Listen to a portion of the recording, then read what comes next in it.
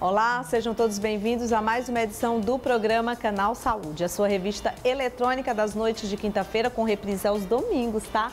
Aqui da TV Meio Norte, sempre trazendo matérias falando sobre saúde, qualidade de vida e bem-estar. E se liga nos destaques do programa de hoje. Quer saber mais sobre abdominoplastia? Quando é necessária e para quais pacientes? O cirurgião plástico Bruno Calaça vai trazer todas essas informações. Com a consultora de amamentação Carol Lima, você vai entender o porquê do agosto dourado ser o mês do aleitamento materno e como a prática é benéfica para os bebês e mamães.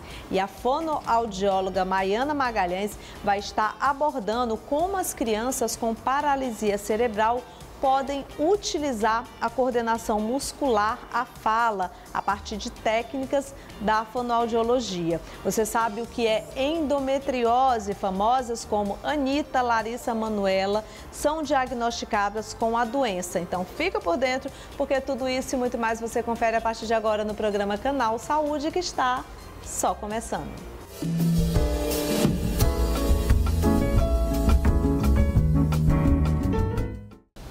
A abdominoplastia tem se destacado como um dos procedimentos estéticos mais procurados, sendo especialmente popular entre mulheres pós-gestação e indivíduos que perderam peso. No entanto, é importante destacar que essa cirurgia não é uma solução mágica e é importante a gente dizer que mesmo após a cirurgia da abdominoplastia, você precisa continuar tendo cuidados e ela também exige cuidados específicos. Para a gente entender um pouco mais sobre essa cirurgia, a gente conversa agora com o cirurgião plástico Bruno Calaça, que compartilha aqui com a gente orientações sobre os cuidados necessários e o momento adequado para buscar o procedimento. Seja bem-vindo, Dr. Bruno Calaça. Muito obrigado. Ao Canal Saúde.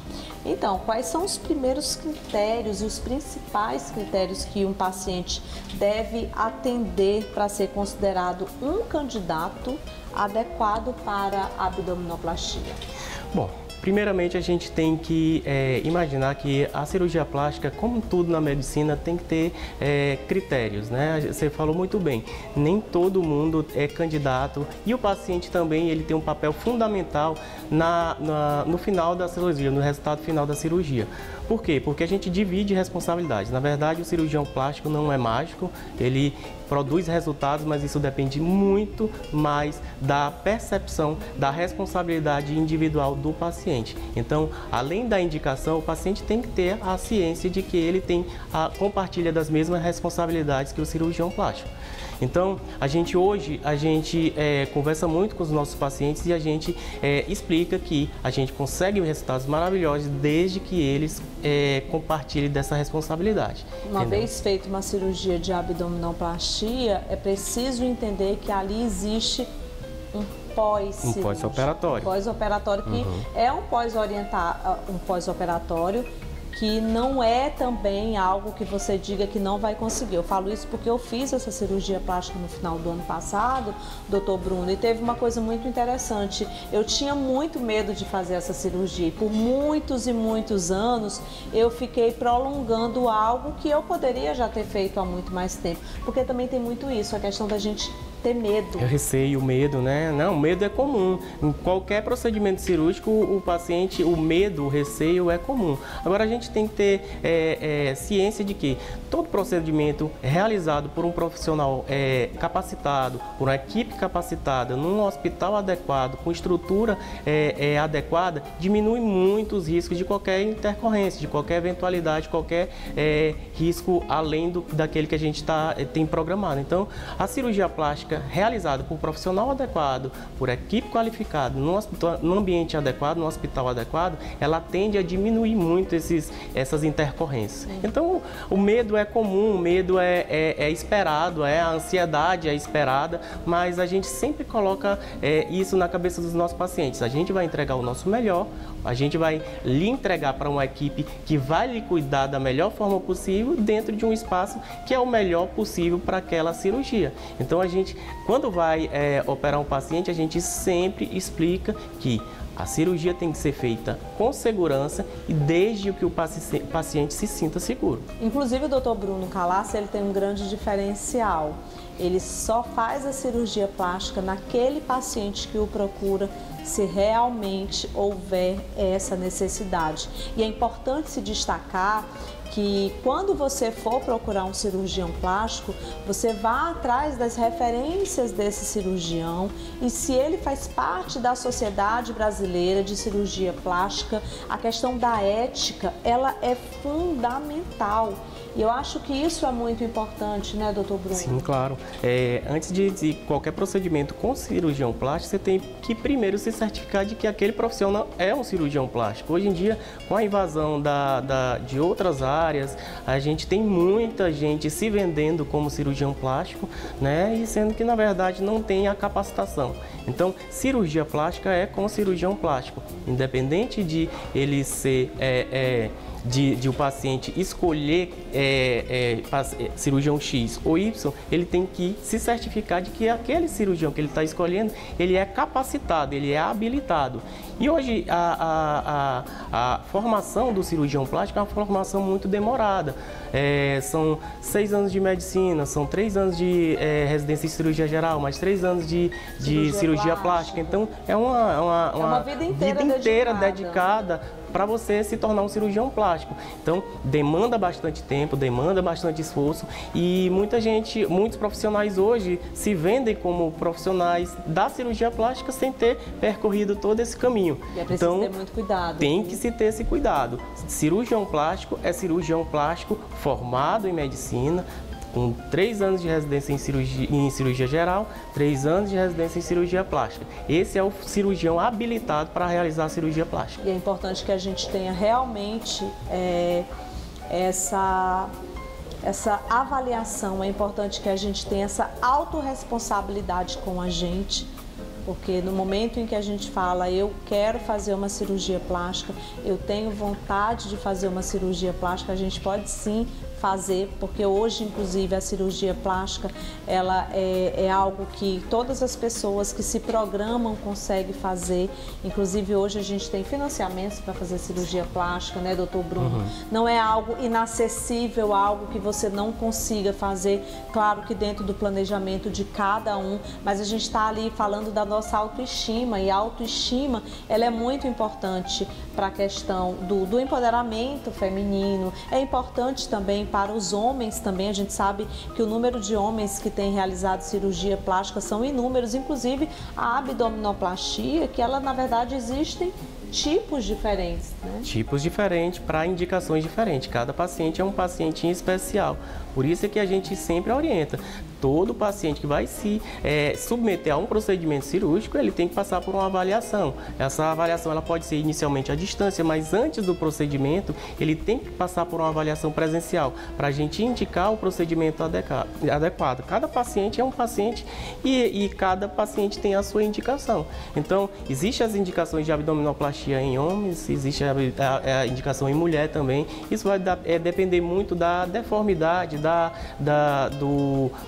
necessidade daquele paciente. Às vezes a pessoa só quer melhorar um pouquinho uma flacidez que surgiu depois de uma perda de peso, uma flacidez que surgiu depois da gestação, a obesidade, o paciente pós-bariátrico, aquele paciente que perdeu muito peso. Então, isso tudo vai depender do tipo de paciente que nos procura. São várias as indicações. São desde os pacientes que têm perdas de peso excessivos, pós-bariátricos, aqueles que tiveram uma perda importante, ou simplesmente aquelas mamães que tiveram na pós-gestação aquela flacidezinho que incomoda. Varia muito. E melhora muito, né? As indicações vão depender realmente dessas alterações. Agora a gente está falando sobre a questão do pós-operatório, que é muito importante a consciência que o paciente tem que ter sobre esses cuidados essenciais que existem pós-cirurgia plástica, pós-abdominoplastia, né, doutor? Claro, a cirurgia plástica, como eu já falei, ela compartilha as responsabilidades. Eu falo muito que o resultado da cirurgia é 50% do médico e 50% do paciente. E isso envolve não só a equipe médica, envolve uma equipe multidisciplinar. são os cuidados que a gente vai ter no pré-operatório, que são de extrema importância. Muitas vezes a gente negligencia, né, os cuidados pré-operatórios, né? São os cuidados intraoperatórios, que isso vai da questão da técnica, da equipe médica, do hospital, da estrutura hospitalar e o pós-operatório. Nessa parte o paciente é o ator principal, então ele que vai tomar de conta a partir daquele momento. Claro que junto com a equipe, mas ele vai ser o ator principal desse pós-operatório, entendeu? Ele vai cuidar da sua cirurgia e a gente precisa que o paciente tome consciência do seu papel fundamental no pós-operatório e para o resultado final da cirurgia. O Dr. Bruno Calaça, ele tem toda uma preocupação com isso. Inclusive, eu queria aproveitar a oportunidade aqui também para apresentar para vocês a Clínica AME, que foi recém-inaugurada. O Dr. Bruno já tem uma larga experiência como cirurgião plástico aqui na nossa capital, apaixonado pelo que faz excelentes cirurgias plásticas. Eu tenho acompanhado aqui alguns resultados de cirurgia que ele tem feito. Eu digo sempre que a cirurgia plástica é um dom que Deus dá, é uma paixão muito grande, né, doutor? Eu vi uns resultados seus assim que eu fiquei impressionada. A cirurgia plástica, eu sempre fui apaixonado pela cirurgia plástica. Desde que eu fazia medicina, eu tinha a intenção de fazer alguma especialidade cirúrgica, né? E durante a residência de cirurgia geral, eu me apaixonei pela plástica. Eu sempre gostei muito, eu sempre fui muito fã de produzir conteúdos manuais. Eu gosto muito de atividades manuais, de arte, essas coisas, de desenho, de pintura.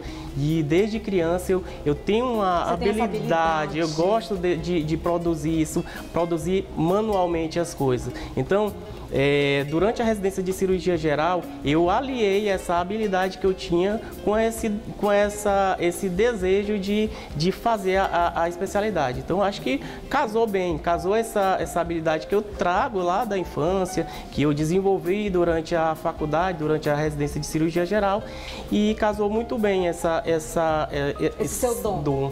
Casou muito bem, entendeu? Gente, é incrível os resultados que eu acompanhei, que eu tenho visto aqui do Dr. Bruno Calaça. É um grande cirurgião. A nossa nova geração de cirurgiões plásticos aqui no nosso estado está assim cada vez mais impressionante. A gente tem grandes profissionais. O Dr. Bruno, ele faz parte desse quadro aí de grandes profissionais e agora recentemente, há pouquinho mais de um mês, inaugurou a sua própria clínica junto com a sua esposa, a doutora Luana, e que é um casamento perfeito, né? Porque nós temos aí a pediatria, a endocrinologia e a cirurgia plástica, né, doutor? E vou aproveitar para convidar os telespectadores para virem aqui conhecer a clínica. Claro.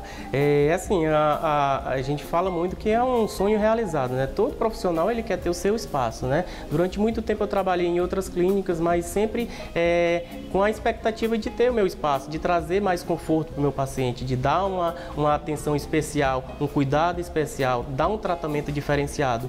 E isso eu não conseguia, né, em outros locais. Então, eu sempre busquei o meu espaço para eu oferecer o que eu acho que é adequado para o meu paciente, o tratamento que eu acho que é o ideal, o tratamento diferenciado, o cuidado, o saber cuidar com ética, com responsabilidade. Então, aqui a Clínica AME, que é um espaço que a gente eu fiz junto com minha esposa, é um espaço multidisciplinar, um espaço que tem outras especialidades, mas todas elas voltadas para o cuidado, o atendimento humanizado. Então, todos aqui da clínica, todos que trabalham com a gente, são orientados a dar o melhor atendimento e o tratamento humanizado para os nossos clientes. Isso com certeza faz toda a diferença. Parabéns, viu, doutor Bruno? Obrigado, Carla. E é isso, gente. Eu espero que vocês tenham gostado dessa entrevista. Venham conhecer a Clínica AME, que é assistência médica especializada do Piauí. É um espaço de saúde moderno e aconchegante, situado no edifício Manhattan River Center, o prédio mais charmoso da cidade, com estacionamento rotativo, segurança 24 horas. A clínica conta com especialidades em pediatria, como endocrinologia e hematologia pediátrica, além da cirurgia plástica. Conta ainda com espaço gourmet e brinquedoteca. Preparamos o espaço para garantir conforto e um serviço de excelência para nossos clientes. Para mais informações, acesse nosso Instagram, Clínica AME Piauí, ou ligue para o número 869-8182-4050. Clínica AME. A Clínica AME, assistência médica especializada, conta com uma equipe multidisciplinar de profissionais qualificados, amplas e modernas instalações para oferecer os melhores serviços na área de saúde para Teresina e região. Recepção confortável, espaço gourmet, consultórios modernos e aconchegantes e brinquedoteca. Clínica AME, no térreo do Manhattan River Center, bairro São Cristóvão. Agende uma consulta, 86 981 82 40 50. No próximo bloco, temos uma entrevista com a consultora em amamentação Carol Lima, falando sobre o agosto dourado e o poder do aleitamento materno. Quer saber as causas, tratamentos da endometriose? Fica por aqui, a gente volta já já.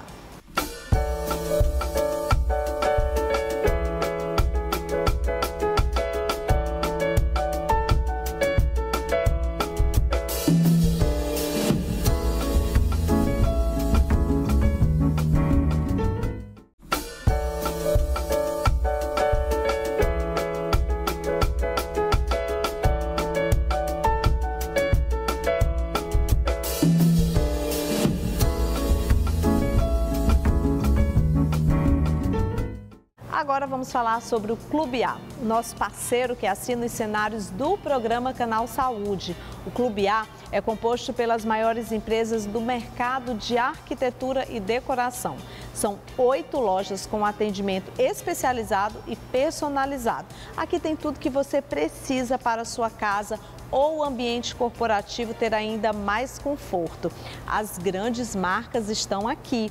E essa loja linda que estamos gravando hoje é a Florence Teresina. Nos mais de 20 anos da nossa história no Piauí, formamos uma equipe especializada em solucionar seus ambientes com conforto, funcionalidade e a mais atualizada estética. Venha conhecer e fazer o seu projeto personalizado. A Florence fica localizada na Avenida Elias João Tágira, 1302, bairro Jockey. Nosso WhatsApp é o 994887807. Aproveita também para seguir a gente no nosso Instagram, @FlorenceTeresina. Clube A, você merece mais. Imagine um clube com as maiores empresas do mercado de arquitetura e decoração. O encontro do design com o conforto, da funcionalidade com a tecnologia, do estilo e da exclusividade para a sua casa, da arte e da iluminação. As grandes marcas estão na Clube A. Visite nossas lojas e deixe a sua casa ou escritório com muito mais qualidade. Clube A, você merece mais. Neste mês de agosto, a campanha Agosto Dourado lança luz sobre o poder da conscientização do aleitamento materno. Com a missão de informar e conscientizar, a iniciativa destaca os inúmeros benefícios desse ato para a saúde dos bebês e mães também.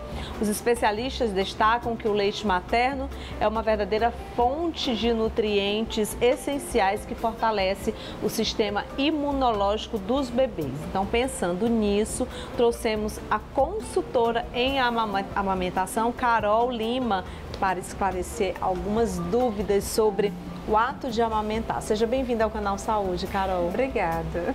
Então, quais são os principais benefícios do aleitamento materno, tanto para os bebês quanto para as mamães? Para os bebês, a gente já sabe a questão dos nutrientes que oferece no aleitamento materno, né? Além da questão da diminuição do risco de mortalidade infantil, a questão das alergias, das doenças que podem acometer os bebezinhos, né? E também temos a questão da mãe. A questão do aleitamento materno faz com que essa mãe ela faça a contração uterina nos primeiros dias de pós-parto, favorecendo com que ela retorne mais rápido para o corpo, diminui os índices de câncer do colo do útero, câncer de mama, entre outros benefícios. Só traz benefícios à mulher, né, Carol? Você particularmente tem se dedicado muito nessa área, né? Então, assim, é uma paixão, é envolvente também, porque somos mulheres, sim, né? Somos mulheres, somos mães, sim, é uma paixão. Eu me realizo muito com a amamentação, ajudo bastante as mães, isso me me deixa muito gratificante, assim, por poder ajudar muitas mães a viverem essa questão da amamentação, ter esses benefícios para si e para o seu filho também, né? Com certeza. Os desafios mais comuns que as mães enfrentam ao tentar amamentar são inúmeros. Então a gente tem que começar, inclusive, aproveitando aqui essa nossa entrevista, a conscientizar a mulher que está nesse momento nos assistindo, que está gravidinha, da importância dessa consultoria da amamentação, de buscar né, essa informação, buscar conhecimento antes mesmo de ter o bebê, ainda na gestação. Porque isso que é importante, que ela já busque conhecimento, informação para evitar que algum problema se instale. Os problemas podem ser quais? As fissuras, decorrente de pega incorreta, pode ter mastite, também decorrente dessa pega incorreta. Às vezes a mulher ela tem hiperlactação ou baixa produção e não sabe o porquê, não sabe o motivo, não sabe como recorrer, como tratar. Então a consultoria de amamentação ela é para isso, para dar essas orientações. Inclusive para ajudar aquela mulher com as implicações emocionais que elas enfrentam, porque muitas delas realmente acabam tendo esse impacto que é muito rápido. Primeiro porque já tem ali o parto. Então, logo já trauma, já é o trauma, né? Então, assim, na verdade, assim, a mulher ao engravidar, ela passa por inúmeras situações, tanto que a gente sabe que existe as depressões pós-partos, parto, existe a própria depressão que pode vir diante da gravidez, a mudança do nosso corpo. Então, é tudo realmente muito diferente, né? Então, a gente não pode romantizar a maternidade. Só romantizar não, né? Porque existem mães, existem mulheres que conseguem ter de boa, a questão da tiram de letra. De letra, uma maravilha, só coisas boas. Mas a grande maioria não é assim, né, Carlinhos? Infelizmente, a grande maioria tem problemas. Como o parto também, no né? Parto também, na amamentação. Sim. Então, geralmente acontece o quê? Essas mães, elas precisam realmente ter uma rede de apoio. Precisam do parceiro ali do lado, da sua mãe, da sua sogra, da sua cunhada. Quem puder ajudar nesse momento para poder não ter tanta questão do estresse também. Porque a gente sabe que o estresse ele é um dos causadores da baixa produção de leite. A mulher ela precisa ter esse momento de repouso, porque senão essa produção de leite ela não vai funcionar. E quais são as abordagens, falando aí sobre a questão da amamentação, recomendadas para o desmame? Porque a grávida já está ali bem habituada com a questão da amamentação, porque, minha gente, é um ato tão lindo, é gostoso, a gente ama. Então, o bebezinho vai crescendo e aí precisa fazer o desmame e ela volta a trabalhar, então já é um outro trauma que vem para a mãe. É bom você falar isso, Carlinhos, porque muita gente só se preocupa com a primeira fase da amamentação. É pouco falado sobre o desmame mesmo, né?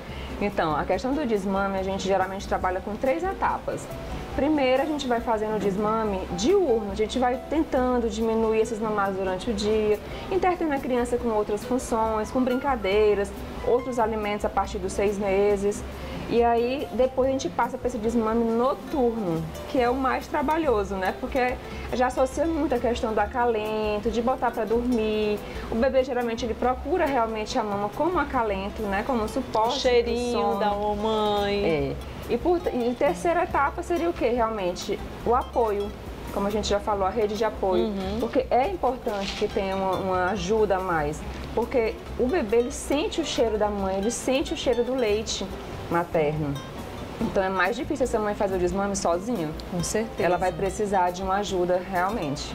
Quais são os recursos disponíveis hoje para auxiliar as mães que enfrentam dificuldades aí nesse processo de amamentação? Os recursos, o primeiro é a informação, né? Que é o mais importante, estamos aqui para informar. Para informar, sim. Primeiro é a informação.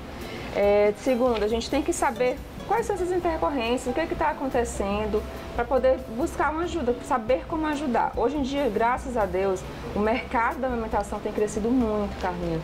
Então, tem a questão, hoje em dia, tem o coletor de amamentação, que não precisa mais a mãe estar ali com a mão ocupada o tempo todo fazendo o desmame. Tem o Mamatute, que é um acessóriozinho que a gente utiliza para as mães que têm baixa produção. Então, hoje em dia, graças a Deus, o mercado materno tem aumentado muito e apoiado muito essa questão da amamentação. Inclusive, a Carol, humildemente, ela que é uma querida, vai fazer uma consultoria aqui para as mamães que estão assistindo o programa gratuita, viu? Aproveita. Carol? Bora aproveitar.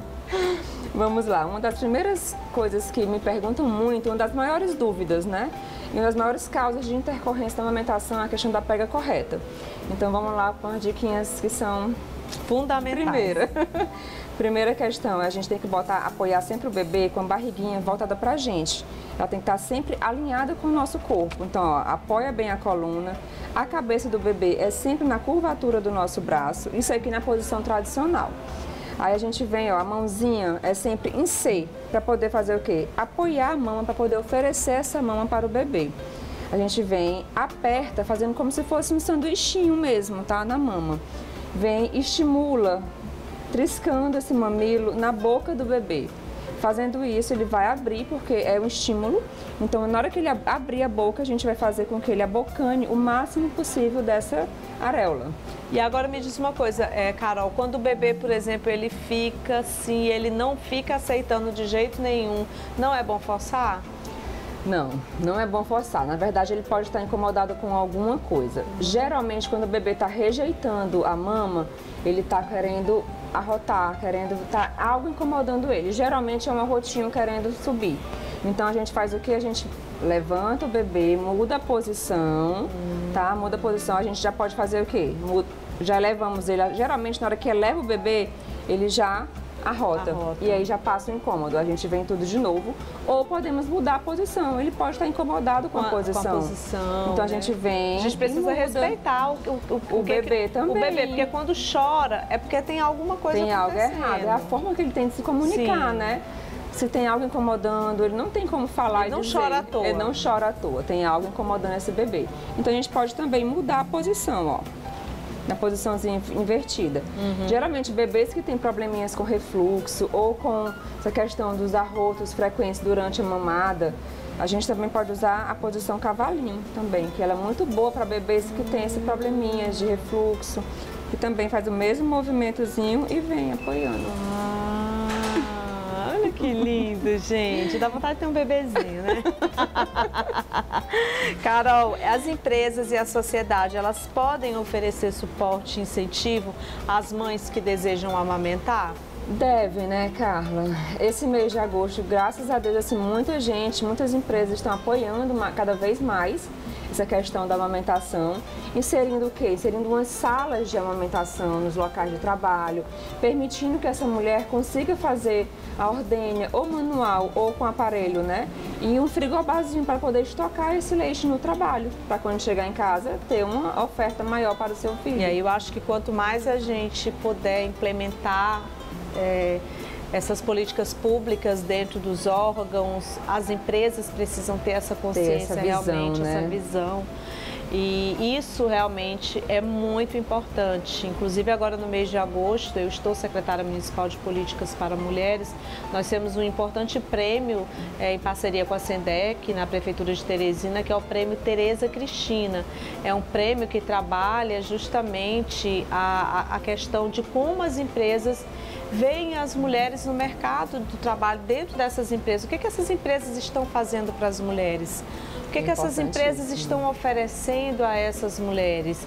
Quais são os tipos de incentivos que essas empresas estão dando para essas mulheres? E o salário das mulheres é compatível ao salário dos homens? Então, eu acho que as empresas elas precisam se voltar mais para isso. E principalmente quando a gente fala dessa etapa na vida da mulher, que é respeitando a questão do parto, a questão do tempo que a mulher tem de direito e precisa para o retorno das suas atividades de trabalho, e após esse retorno também que existe essa compreensão, inclusive em relação a essa questão do desmame, por exemplo. Sim. Porque muitas mães estão ali voltando ao trabalho, mas ela precisa fazer o desmame para o seu bebê. Um desmame saudável. Né? Sem traumas para o bebê e para a mãe também. Porque, quer queira, quer não, uma mãe que precisa voltar rapidamente para o mercado de trabalho, ela precisa dessa ajuda no trabalho dela, para que ela não faça um desmame abrupto, né? Um desmame rápido e que ela sofra também, porque quando ela passa longos períodos de tempo sem amamentar, ela pode ter engurgitamento mamário, então ela vai sentir dor, entendeu? Então ela tem que passar por um processo gradual até conseguir fazer o desmame total. Com certeza, e a gente precisa muito mais de apoio, muito mais de amor. A gente está falando aqui de um momento muito diferente, muito esperado por uma mulher.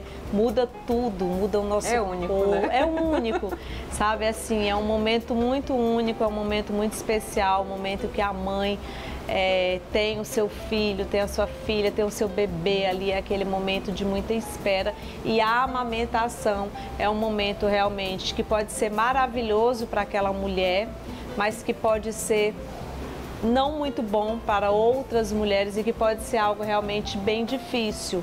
Então é preciso realmente que haja esse incentivo, é preciso que haja essa empatia. Essa entrega, né? É um momento de muita entrega da mãe. A mãe se anula muito em prol do filho também, né? É verdade. Ela se anula em todas as formas, como mulher, como esposa, no trabalho, na vida social como um todo. Como um todo. Passamos por muita coisa, mas superamos tudo, né? Obrigada, Carolzinha. Obrigada. Parabéns pelo trabalho que você vem exercendo, que é lindo. Muito obrigada. E o quanto que você tem ajudado outras mulheres, Faço tá? com muito amor.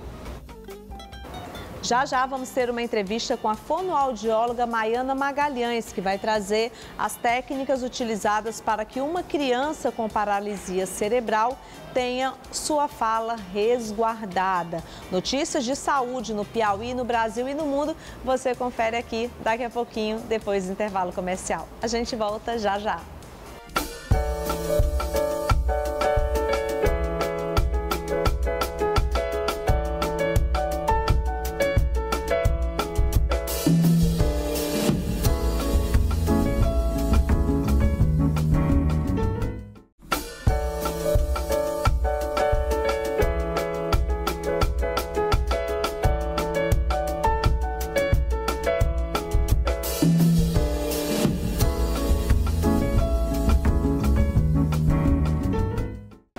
Vamos começar fazendo uma pergunta. Criança com paralisia cerebral consegue falar? A paralisia cerebral é a deficiência mais comum na infância, que se caracteriza por alterações neurológicas que afetam o desenvolvimento motor e cognitivo. Mas, para ajudar os pequenos, os fonoaudiólogos e as fonoaudiólogas trabalham a coordenação muscular, expressão facial e a fala dessas crianças por meio de exercícios, estimulação sensorial e técnicas de reabilitação. Para bater um papo sobre este assunto, a gente recebe aqui no nosso canal Saúde de hoje a fonoaudióloga Maiana Magalhães, a quem eu agradeço a participação no programa, que veio inclusive nos explicar como funciona esses estímulos e essas técnicas utilizadas. Seja bem-vinda. Obrigada, Carla. Então, como você mesmo mencionou, a criança com paralisia cerebral, ela tem um comprometimento motor nos movimentos. E isso dificulta o processo do desenvolvimento da fala, tá? Então, essas crianças, elas têm dificuldade. O primeiro sinal é a alimentação. Assim que ela nasce, a gente começa a observar essa dificuldade em sugar, em deglutir. Por isso que muitos têm um diagnóstico de disfagia, né, que é o ato de deglutir, e futuramente a dificuldade para falar. Então, são os dois objetivos principais, é o quê? A alimentação e a fala. Quais são os principais objetivos do tratamento de fonoaudiologia para crianças com a paralisia cerebral? Pronto. É muito comum os pais chegarem nessa busca, né, da segurança no ato de comer, de deglutir. Então, os dois objetivos principais é a alimentação e a fala. Então, nós, fonoaudiólogos, vamos trabalhar e estimular essa criança para que ela possa ter essa segurança no ato de comer e futuramente no processo de fala. Agora, é muito importante a gente chamar a atenção aí dos pais que estão assistindo o programa, uma vez que é feito logo o diagnóstico, é importante essa intervenção precoce da fonoaudiologia nesse tratamento da paralisia em crianças, porque acaba sendo muito mais eficaz, muito mais rápido. Então, é algo que tem que ser feito logo, urgente. E outra coisa que eu sempre falo, da importância de um tratamento multidisciplinar. Sim, com certeza, né? Como você disse, a estimulação precoce, a gente sabe que o resultado é grandesco, né? Então, a gente pede muito para os pais ficarem atentos, né, aos sinais, né? Porque esse diagnóstico da paralisia, quem dá mesmo é o médico. Né? Então, a gente, como fonoaudiólogos, profissionais, físio, TO, a gente faz esse trabalho de estimular de forma precoce, porque a gente sabe dos ganhos. Então, se uma criança começa a estimulação com 1 mês, com certeza ela vai ter ganhos significativos, diferente de uma criança que começa com 7 anos. Isso não quer dizer que ela não vai ganhar, mas existe essa diferença, né? O tempo de estímulo, o comprometimento dessa criança, então isso vai realmente mudar toda a história dela quando se começa uma estimulação precoce. E essa estimulação sensorial, ela é aplicada para melhorar, inclusive, a sensibilidade e o controle dos músculos afetados, né? Sim, sim.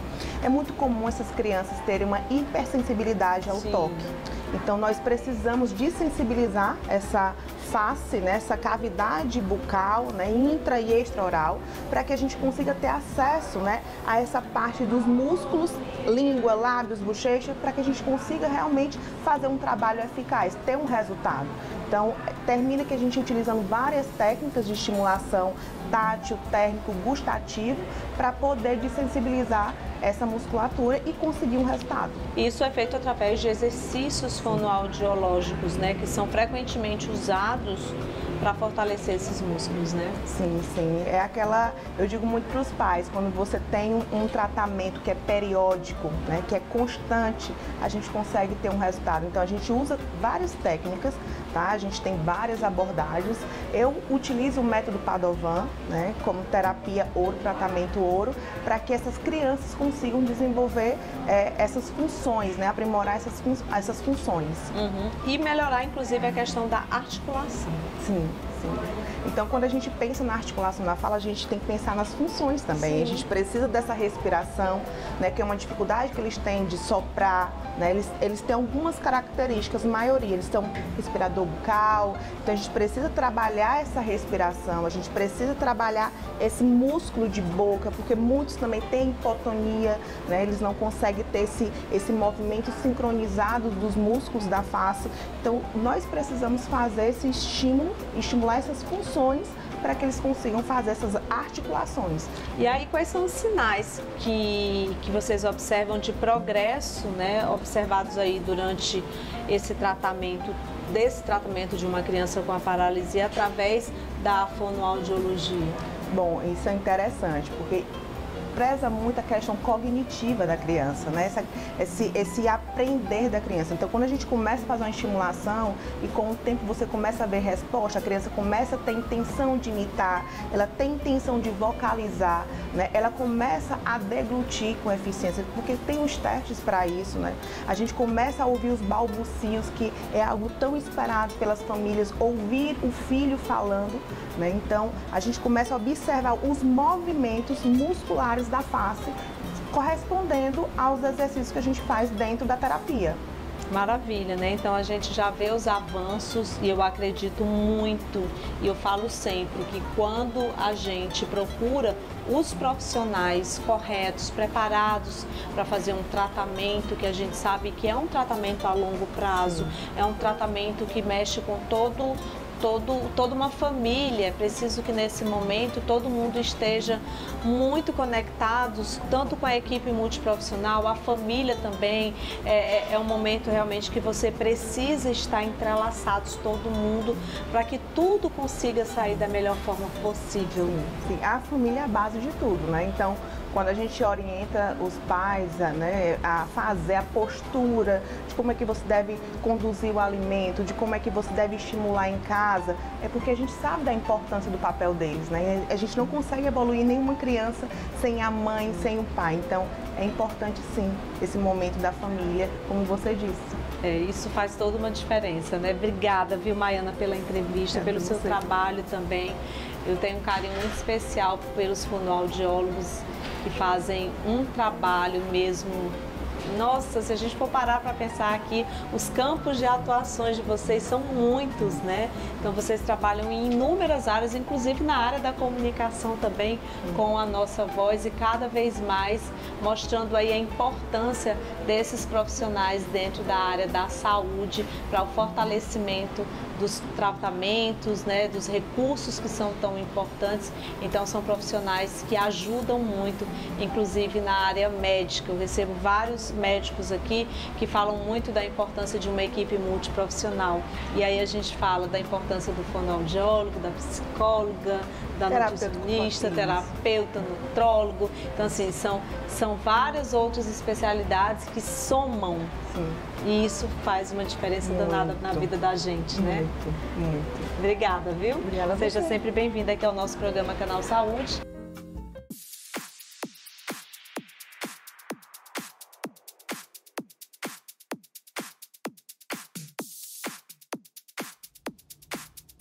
E agora você deve estar imaginando, será que eu estou ligado mesmo no programa Canal Saúde? Está sim.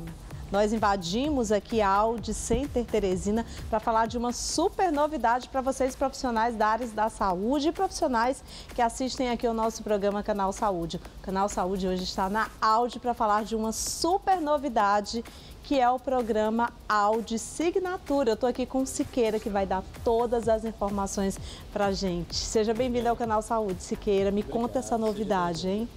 A Audi, buscando também tudo que o mercado traz, trouxe também essa possibilidade de o cliente assinar o seu produto. Ou seja, você tem a possibilidade de utilizar um Audi, todo o seu conforto, toda a sua segurança, toda a sua qualidade, sem obrigatoriamente adquirir o bem.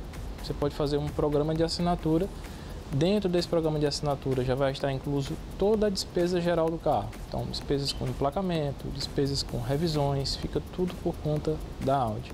Você vai pagar o valor fixo mensal, com prazos pré-estabelecidos, que podem ser de 12 até 36 meses, e fica sempre com um carro novo e absolutamente tranquilo. Ou seja, é uma garantia que você tem, inclusive, na hora de você assinar esse programa, no sentido de que você não vai estar se preocupando ali com o seguro do carro, com a questão do emplacamento, você vai estar com um carro que vai passar aí por todas essas etapas que são necessárias, que a gente sabe que quando a gente adquire um carro, a gente precisa ter toda essa preocupação. Então, com esse programa, você vai ter o carro, você vai desfrutar de tudo que a Audi tem, mas você não vai ter todas essas preocupações. E você também não vai estar precisando comprar o veículo, você vai estar num sistema de aluguel, né? Assinatura. Exatamente, preocupação zero. A preocupação que você vai ter vai ser a melhor de todas, que é escolher o modelo que mais lhe agrada. Escolheu, a gente define o prazo, faz a assinatura do contrato, a Audi do Brasil manda o carro diretamente para a gente da fábrica, a gente entrega para o cliente, aí é só usufruir do seu Audi no seu dia a dia, que é a melhor coisa que tem. Bom, e por falar em assinatura, e por falar em carro, e por falar em novidades, a gente vai apresentar alguns modelos novíssimos que chegaram aqui na Audi. Esse, por exemplo, aqui, né, Siqueira? Bora apresentar esse carro aqui, que lindo. É uma Q5 Sportback. Essa é uma Audi Q5 Sportback. É importante frisar que a linha da Audi foi toda atualizada, então tem motores novos, plataformas atualizadas, câmbios também atualizados. Essa aqui é uma versão ainda PHEV, ou seja, é uma versão híbrida, onde o cliente vai ter a opção de utilizar motor a combustão, motor elétrico ou os dois trabalhando juntos.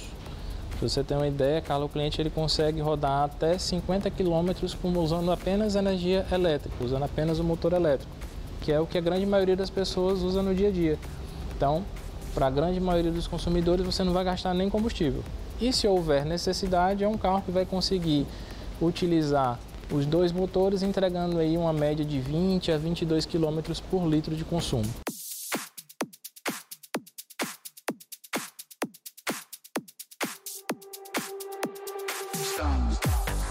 Que maravilha, aqui nós temos a Q7. Esse é um carro dos sonhos, né? A Q7 é uma maravilha. A Q7 é a nossa mãe, acho que é o nosso maior SUV da categoria, dentro da Audi, com um opcional de 7 lugares. Então, para você que tem uma família maior, precisa de mais espaço para carregar seus filhos, para carregar a sua família, babás, o que você estiver precisando para o seu dia a dia, fazer aquela viagem um pouco mais longa, a gente tem tudo que a gente tem de melhor. Um sistema de som premium, Bang & Olufsen, com 16 alto-falantes. Esse carro é lindo. Gente, vamos olhar um pouco aqui o interior desse carro, Siqueira. Olha que perfeição, hein? Isso, observa a qualidade dos materiais aplicados, o encaixe de todos os materiais, a forma como as costuras são feitas. Cada detalhe é pensado com muito cuidado e com muito carinho.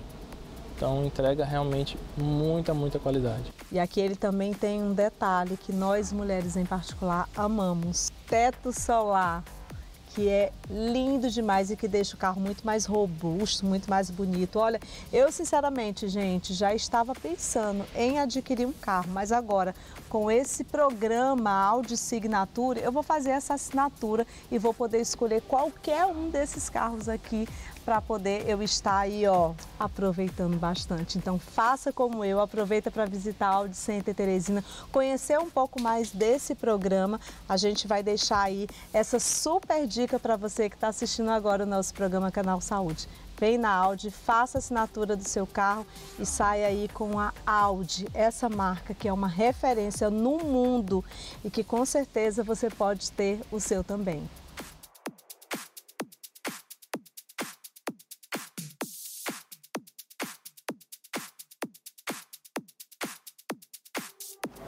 Agora você confere um giro de notícias sobre saúde no Piauí, no Brasil e no mundo. Agora, aqui na telinha da Rede Meio Norte.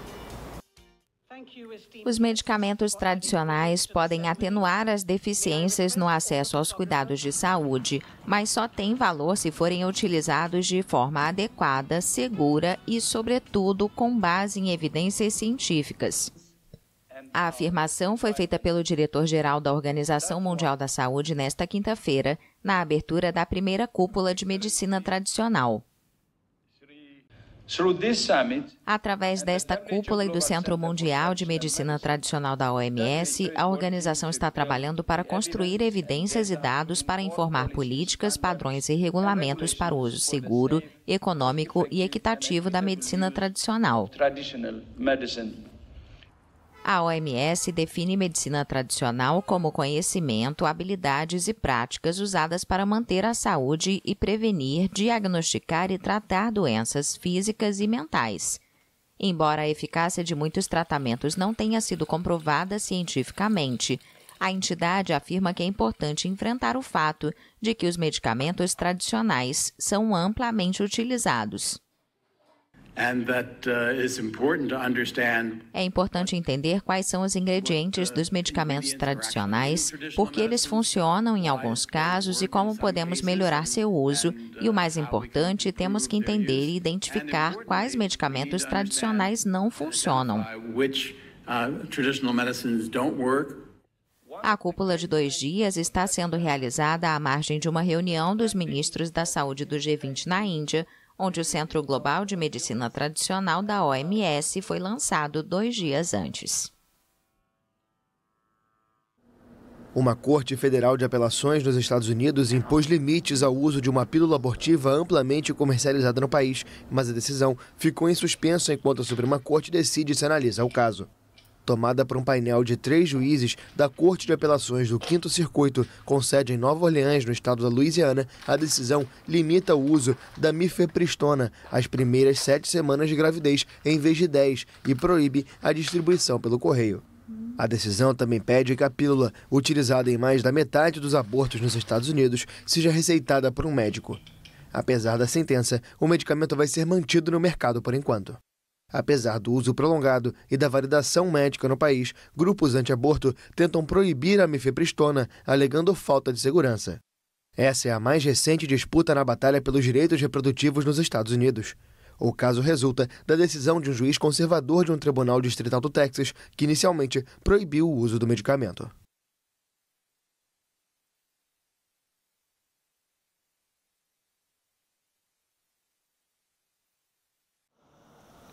Sinal de alerta ligado. A Organização Mundial da Saúde informou que os casos de Covid-19 detectados em todo o mundo aumentaram 80% no último mês, embora a mortalidade tenha reduzido 57%. Os dados publicados nesta sexta-feira coincidem com um aumento perceptível da circulação de uma nova variante do vírus em países como Estados Unidos, Reino Unido e França, em pleno verão no hemisfério norte. Segundo o informe semanal da OMS, entre 10 de julho e 6 de agosto foram reportados cerca de 1,5 milhão de casos, um aumento de 80% em relação aos 28 dias anteriores. O número de mortes caiu 57% e ficou em 2.500. A organização alertou que os números não refletem a situação real, já que os testes de diagnóstico e o monitoramento da pandemia despencaram. A OMS informou que mais de 17% dos casos de Covid-19 reportados em meados de julho foram atribuídos à variante EG.5, atualmente a mais detectada e que pode ser a responsável pelo recrudescimento. As autoridades sanitárias nos Estados Unidos, Reino Unido, Índia, França e Japão também anunciaram altas nos casos, embora modestas. Especialistas listaram aglomerações causadas pelas férias e uma diminuição da imunidade como possíveis motivos para o aumento de infecções. E antes de encerrar o programa Canal Saúde de hoje, eu queria agradecer a Lança Perfume, loja que me veste aqui no programa. Gente, olha que lindo esse conjunto que eu escolhi para usar no programa de hoje. Ele é todo no linho, na cor crua. Eu sou apaixonada por esse estilo de look que dá pra gente usar em diversas ocasiões. É aquele tipo de look que você consegue compor e que você consegue usar uma vida inteira. Lindo demais, né? A Lança Perfume tem no Teresina Shopping, no Shopping Rio Potim, então já fica essa dica aí pra vocês, tá bom? Agradecer o carinho da sua audiência, lembrar vocês que no domingo nós temos reprise a partir das 15h30. Parabenizar a nossa amada Teresina, a nossa querida Teresina, por mais um aniversário, 171 aninhos. Parabéns à nossa Teresina, aos nossos teresinenses, às nossas teresinenses. Como é bom poder estar em uma cidade onde nós temos a capital do Piauí como referência através da TV Meio Norte, levando para todo o Brasil e para todo mundo a televisão que a gente faz com muito carinho, né? Agradecer também quem nos assiste nesse momento através do nosso Meio Norte Mais, que é o nosso canal do YouTube. Se você ainda não se inscreveu, se inscreve lá e aproveita também para seguir a gente no nosso Instagram, que é @PGM Canal Saúde. Obrigada pelo carinho, obrigada pela audiência. Fica com Deus e até o nosso próximo encontro. Tchau!